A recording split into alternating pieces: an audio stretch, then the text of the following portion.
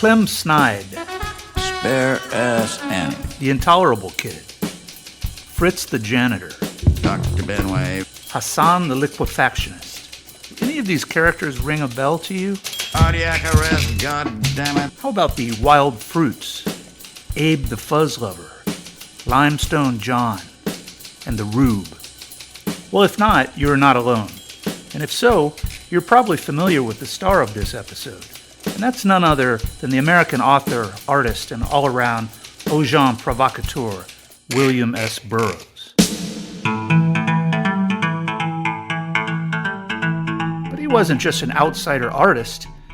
He was a lifelong junkie, a procurer of young men, and a murderer.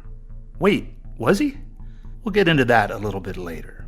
So come along for a wild ride into the mind-numbing life and times of this counterculture icon. We'll trace his beginnings, his exotic travels, his considerable and controversial artistic output, and his final days spent in an unsuspecting place. I'm Terry Allen, and I'll be your tour guide. A quick note before we get to the show: this episode is intended to provide a brief chronicle of Burroughs' life and not meant to be an attempt at literary criticism, as your narrator is not qualified to do that. Of course, we will be discussing his books, but only within the wider context of his tumultuous life. All right, well, welcome aboard the Nova Express, and let's get rolling. William Seward Burroughs was born into a blue blood family of considerable wealth in St. Louis, Missouri in 1914. He was the scion of his namesake grandfather, who was the inventor of what was first known as the arithmometer, but he would later parlay his invention into the more proletarian-sounding Burroughs Adding Machine Company, and this made him rich.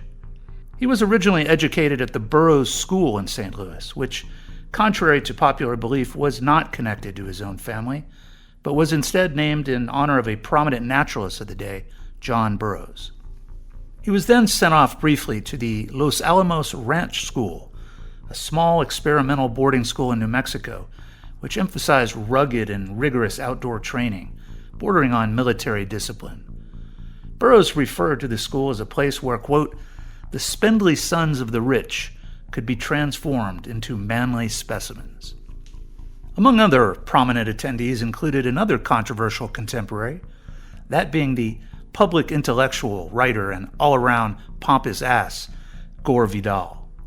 The school was short-lived, and the property was sold eventually to the U.S. government during World War II in furtherance of the development of the Manhattan Project.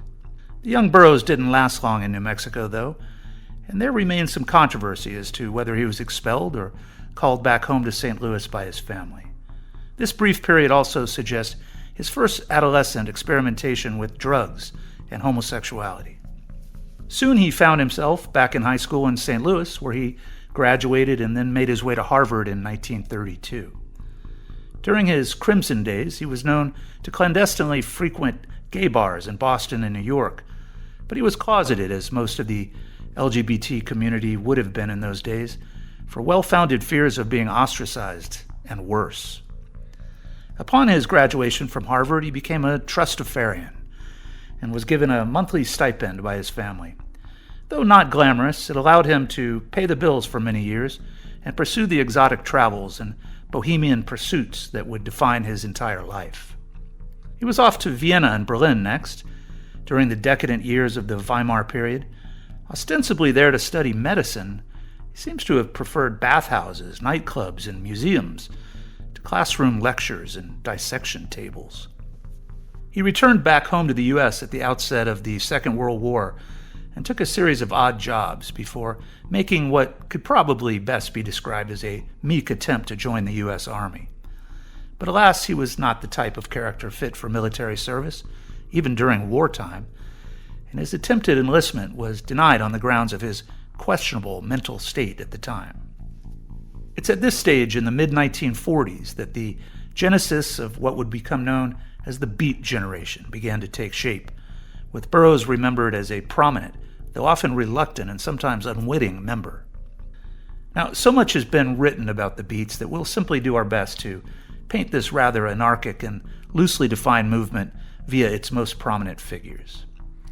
And if you're so inclined to learn further about this controversial literary movement, I recommend a couple books. William Lawler's Beat Culture, Naked Angels by John Teitel, and the Encyclopedia of Beat Literature by Kurt Hemmer. These are just a few of the countless chronicles of that generation and their work.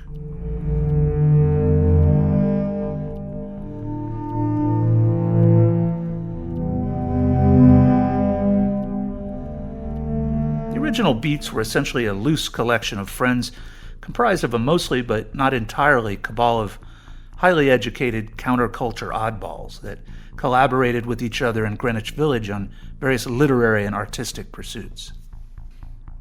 If there's any actual cohesion between them, it would probably best be described as a mutual interest in the underground world during a prosperous but conformist era in American history, between the ending of World War II and the early years of the Vietnam War, so roughly the mid-1940s through the mid-1960s. They were all, in one way or another, literary outlaws. Some of their influence played important roles into the hippie movement and beyond, but Burroughs, as we'll soon learn, sought no activist role in political movements or causes. He was largely apolitical in the conventional sense, but his writing would always clandestinely and cryptically portray an enmity toward arbitrary power and corruption. We'll touch briefly on some of the more prominent members of this motley band that were and always will be associated with Bill B. Those being Allen Ginsberg, Jack Kerouac, Lucien Carr, and to a lesser extent characters like Herbert Junky, Gregory Corso, and Neal Cassady. After a quick stint in Chicago, Burroughs moved to New York City with two of his St. Louis associates, David Kammerer, a childhood friend and a professor, and Lucien Carr, Kammerer's muse of sorts, who was more than 10 years his junior, and more about this very shortly. It was here that Burroughs was introduced to Jack Kerouac, Allen Ginsberg, and the others. Burroughs and Kerouac soon shared an apartment together, along with their common-law wives, Joan Vollmer and Edie Parker, both of whom were part of the early Beat nexus. Wives, you ask? Well, without pretending to be a sexologist, it's an important facet of the Beats that sexual experimentation was a central theme to most of them, and their sexual identities were fluid throughout their lives. It is known or suspected that everybody we've mentioned was at the very least bisexual. But we'll skip the salaciousness here, as it would be a fool's errand for this show to delve into this much further, other than to say it is known that Burroughs lived alone or with men exclusively following the tragic end of his marriage to Joan. Now, what comes next is a plot twist that involves the very suspicious deaths of two people we've already alluded to. The first involves the men that joined Burroughs in New York and introduced him to the literary circle that would become the Beats, David Kammerer and Lucien Carr. It's a strange story of obsession and unrequited love. Kammerer was in his mid-30s at this point, and Carr just 20. The two seemed to have a very complicated relationship, with Carr eventually tagging along with Kammerer through various academic postings, the University of Chicago, Bowdoin College, and eventually Columbia University. Kammerer was infatuated with Carr, though the latter claimed throughout his life that the relationship was always platonic and never sexual. Even the other Beats thought this was the case. Carr, by far the youngest of this budding group of misfits, was nevertheless said to be possessed with keen intellectual abilities, and he held his own with the older members of the club. He was considered basically to be a merry prankster and a welcomed member of the group. As Carr's popularity grew within the circle, particularly with the equally charismatic Jack Kerouac, Kammerer's charms waned and he became increasingly jealous and despondent. Kammerer and Carr rendezvoused for one last fateful time when the two met for a walk at Riverside Park on Manhattan's Upper West Side. It was there that, according to Carr, after repeated unwanted sexual advances and physical threats, Carr stabbed his former teacher to death in self-defense, so he claimed, and he dumped his body into the Hudson River. According to his account, dazed and frightened, he soon called on Burroughs and Kerouac for advice as to what to do next. They both helped him to dispose of evidence and urged him to turn himself in, which he did. Burroughs and Kerouac were arrested as accomplices, but posted bail, avoided jail time, and were eventually exonerated. The two would go on to pen a short story loosely based on this event called "And the Hippos Were Boiled in Their Tanks," which would not be published until 2008, some 7 decades or so after its writing. Carr managed to beat the murder rap of which he was charged, and instead pled guilty to manslaughter and was sentenced to 1 to 20 years, and he eventually served 2 at the New York State Prison at Elmira. Once released, Lucien Carr married, and he went on to lead a long and productive and surprisingly conventional life. He worked for the United Press International in various capacities for almost 50 years, dying in Washington, D.C. in 2005. And there's a footnote here. He was the father of the best-selling writer Caleb Carr, author of The Alienist and many other works.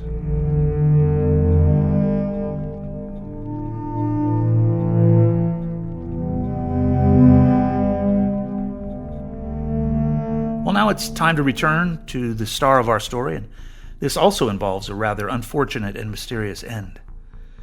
Broke down and southbound, William and Joan left New York and moved nomadically through Texas and Louisiana for the next few years. It was in Conroe, Texas, where their son William Burroughs Jr., a.k.a. Billy, was born in 1947. Both mother and father had become seriously addicted at this point, and William was busted in New Orleans for illegal possession of drugs and guns, 2 vices and hobbies he would indulge in for the rest of his life. Fearing a long stint at the dreaded Louisiana State Pen at Angola, Louisiana, he absconded to Mexico City in 1950, where his wife and infant son would soon join. It was during this phase of his life that he published his first 2 books, Junky and Queer, both in 1953. Though the titles speak for themselves, what's notable about these works is that their rather straightforward linear style differs radically from the surrealistic writing style, for which he would eventually become notorious. These first 2 novels, or novellas really, were more in the pulp fiction style of the day and received scant attention. It was only much later, after being rediscovered and republished, that they would find any meaningful audience. Queer, by the way, was actually adapted into an excellent 2024 film starring Daniel Craig, of all people. On the lam and still collecting his trust fund money, he once again dabbled in intellectual and prurient pursuits, studying Spanish, Mayan culture, and young boys. Well, understandably, this was not a lifestyle suitable to his wife Joan, nor their young child, and the addiction and the philandering was not meant to last. And so things came to a head, literally, and the story goes like this. At an expat bar in La Ciudad, the 2 of them were both drinking heavily with assorted friends and artists, and they were coming down from heroin withdrawal, when Mr. Burroughs instructed his wife to place a whiskey tumbler on her head, which by all eyewitness accounts she did willingly. He then alluded to the medieval legend of William Tell, whereby he pulled a revolver and shot her dead through the temple. Now, did this really happen? Yes, it did. Did Joan die that night? Yes, she did. Burroughs claimed the gun had misfired, but he was soon arrested and jailed for a few weeks before his family bribed Mexican, quote, authorities to release him on parole. But he bolted again, and this time was sentenced in absentia, never to return to Mexico again. This story is a true one, but like so much of his life, the details are clouded in mystery. Was this an intended murder? Was this a mistake? Was this Joan's suicidal death wish, as Allen Ginsberg later claimed? We don't know, but what we do know is that Burroughs would keep mum on the subject throughout the remainder of his life, and probably for good reason. At this point, he's nomadic again, and he heads to South America in search of yaye, or as it's more commonly known now as ayahuasca, the psychedelic drug found in the Andes so popular with fans of psychedelics today. He and Ginsberg exchanged correspondence on his experience down there, later to be published as the Yaye Letters. The next chapter in Bill B's life is the one that would define his legacy, and that is his literary career, spurred on by the book that would make him infamous. Stay tuned.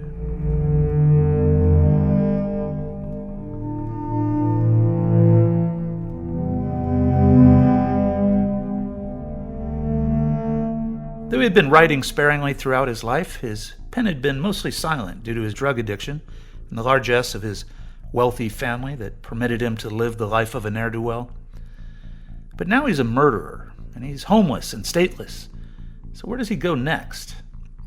After a brief stop in Rome, he goes to, drumroll please, Morocco, the international zone in Tangier in particular, where life was cheap and young men and drugs were widely available. This was also a place still governed by Western powers, and as such allowed expatriates to live freely without having to adhere to the strict moral codes of an Islamic state. So now it's 1954, his trust fund depleted. He is finally forced to turn to the pen. And after various fits and starts, he gets down to business and begins composing what would become his most famous work, Naked Lunch. He vacillated on this project throughout the next few years, in virtual and sometimes personal collaboration with Ginsberg and others. Naked Lunch is not so much a book as it is a hallucinogenic foray into the surreal. Whether one likes it or not, the style was groundbreaking. It adhered to no seemingly coherent structure and instead bombards the reader with a seemingly never-ending sequence of grotesque themes and characters. The book, when finished, many would argue it's never really been finished, predictably had a difficult time finding a publisher. It was initially rejected by City Lights Books, which was in the avant-garde of the avant-garde at that time, having published Ginsberg's most famous work, Howl, and other groundbreaking works of the day. But they said no. And it was during his plight to find a publisher that he left Morocco and moved into a shabby boarding house in Paris that famously would become known as the Beat Hotel. Things in Tangier had become oppressive for him, as he now feared for his safety from the hoodlums that he had befriended, as well as the authorities that he offended. Among the transient residents there during his stay was Ginsberg and his lover Peter Orlovsky, as well as another friend and prominent Beat member, Gregory Corso. Finally, after many failed attempts and countless rejections, the book found a publisher in the Olympia Press, a sort of European equivalent to City Lights in the United States. Its publisher, Maurice Girodias, was probably the leading underground literary promoter of his time, notorious for pushing societal norms and boundaries of all kinds. The two men had struck up a friendship in Paris soon after Burroughs' arrival, and in fact, Girodias had probably saved him from jail time, as he had been implicated in importing opiates into France from North Africa. Olympia was notorious for publishing outsiders, including Samuel Beckett, Henry Miller, Anais Nin, and Frank Morris. So Bill B's entrance only seemed fitting in this menagerie of counterculture poets, authors, and playwrights. Upon its release in 1959 as The Naked Lunch, its reception in equal parts was to be ignored, shunned, celebrated, panned, despised, loved, loathed, and cherished. Reviews were both fawning and scathing to the point of righteous indignation. One that predictably did like it, though, was Norman Mailer, who famously called Burroughs, quote, the only American novelist today conceivably possessed by genius. Most of its early notoriety, though, stemmed from its being banned in several of the United States on the grounds of obscenity. And as is so often the case, book bans tend to produce the opposite effect to what those that ban them seek. Instead, the book became a minor sensation, and though never meant to be a bestseller, its popularity grew exponentially, and it's remained in print ever since. To date, and let's hope forever, it remains the last work of pure literature, that is, with no naughty pictures, banned in various corners of the United States. Now nearing 50, Burroughs parlayed his growing reputation as a hipster godfather into 3 new works, which followed in quick succession, known as the Nova Trilogy. They were The Soft Machine, 1961, The Ticket That Exploded, 1962, and Nova Express, 1964. These works were all in one way or another composed by what is known as the cut-up technique, which is essentially carried out by taking a piece of linear prose and literally cutting it up and reformatting it into a decidedly non-linear sentence or paragraph. The result is often difficult for the reader to comprehend, as was undoubtedly Burroughs' intention. The practice was not entirely new, though, as it sometimes is ascribed to Tristan Tzara and the Dadaists of the 1920s. But it is mostly Burroughs, along with his close friend and collaborator Brian Gysin, with which it is most often associated.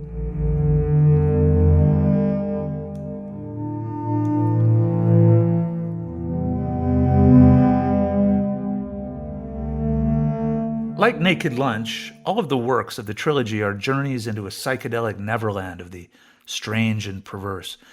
They delve into disjointed ruminations on everything esoteric and untouchable to the reader. Recurring themes include everything from a lifelong fascination with magic and the occult, to hideous monsters, nihilistic ruffians, shape-shifting demons, sadistic doctors, corrupt politicians, and the like. Once his stay in Paris was over, he crossed the Channel to London in search of a cure to his drug addiction, which had intensified, and despite several attempts to kick, showed no sign of abating. He underwent treatment with apomorphine, which is essentially akin to aversion therapy, meant to combat the dopamine cravings of the brain.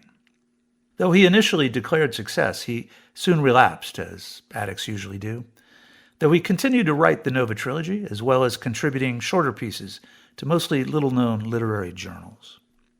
London remained his base for the next few years, though he made frequent trips back and forth to his home country to pursue various literary opportunities, as well as to check on his son, William Burroughs, Jr., whom he had virtually abandoned since the fateful incident in Mexico, and he had left in the care of his aging parents.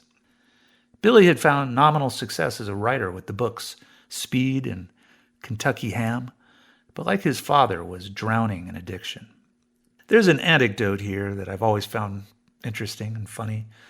Upon returning from one of his trips back to London, Burroughs was interrogated by a customs official who questioned his frequent comings and goings and why he was back in England.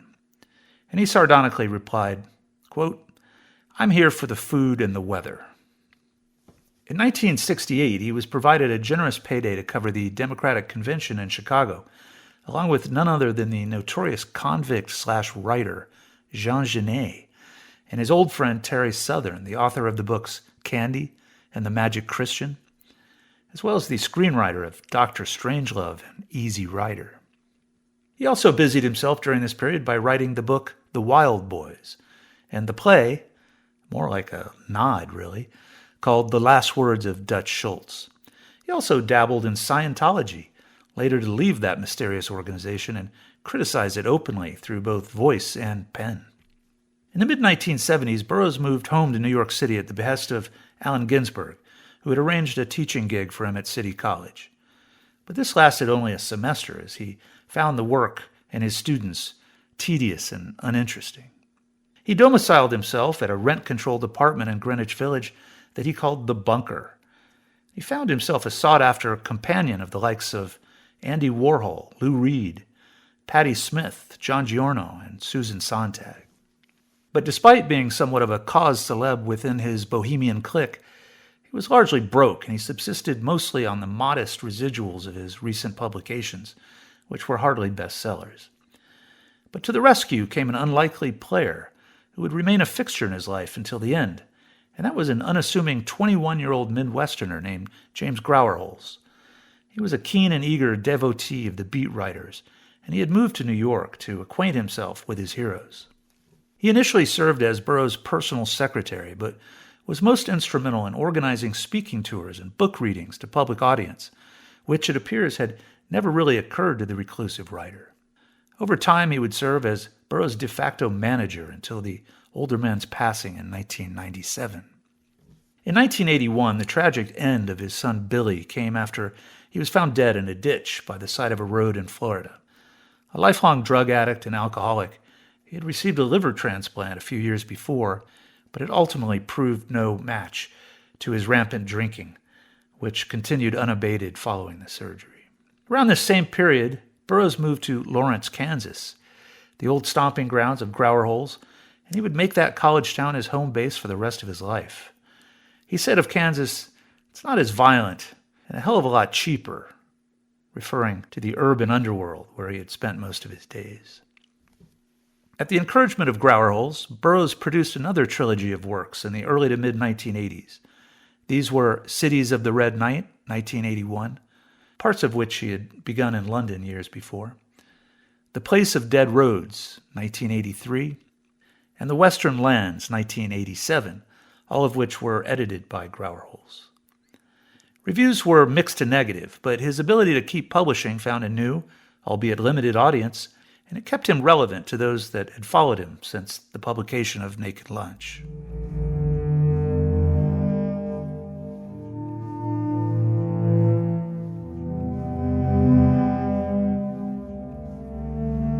Though he lived a largely reclusive life in his bungalow in Lawrence, he found himself in high demand by a younger cadre of artists that had all been influenced in one way or another by his life's work.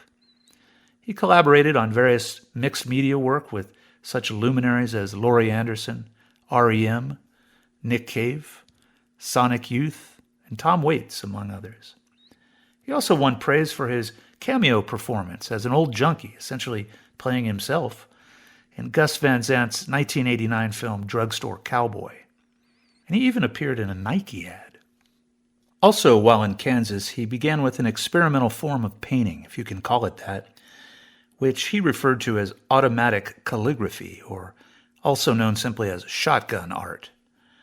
This involved placing paint cans of various colors in front of a black surface and shooting them with a shotgun, producing a splatter image, some of which look almost like a Jackson Pollock painting. Many of these works also include various foreign objects, from mushrooms to hardware, embedded into the surface. The first exhibition of these unusual pieces appeared at a small gallery in New York in 1987, but have since been displayed at more than 50 museums internationally, including many of the biggies such as Pompidou in Paris, the Royal Academy of Arts, the Guggenheim, the Whitney, and many others. As the 1990s arrived, Burroughs' health began to fail him, though he remained surprisingly active, particularly with his collaborations and visual art projects, as we've mentioned. This seemed almost miraculous to both his friends and fans alike, who marveled that a man who had been a habitual heroin addict for over 50 years was still working, let alone still living. Grauerholz's steadfast friendship no doubt contributed to his longevity during the Kansas years, as he would take the old man to weekly methadone treatments and diligently attend to his mounting medical needs. The younger man even later lamented that among his duties was to deal with the, quote, underworld in each city to secure the author's drugs. Burroughs' final recorded performance was fittingly an appearance in the music video Last Night on Earth by U2, which was filmed in Kansas City. On August 1st, 1997, William Seward Burroughs suffered a massive heart attack from which he never awoke, and he died the following day, aged 83. His final written words were etched into his personal diary 3 days before his death, and they read, "Love, what is it? Most natural painkiller what there is. Love." This concludes the latest episode of Lost and Unfound. Keep watching on YouTube or find us on Spotify, Apple Podcasts, and all the socials. New episodes drop regularly. And if you like what you see, please subscribe. It really does help us create new and fresh content. And be sure to check out our companion site, Well Hung History, where we tell true tales of the condemned and the executed. Copyright Tom Payne Productions, all rights reserved and preserved.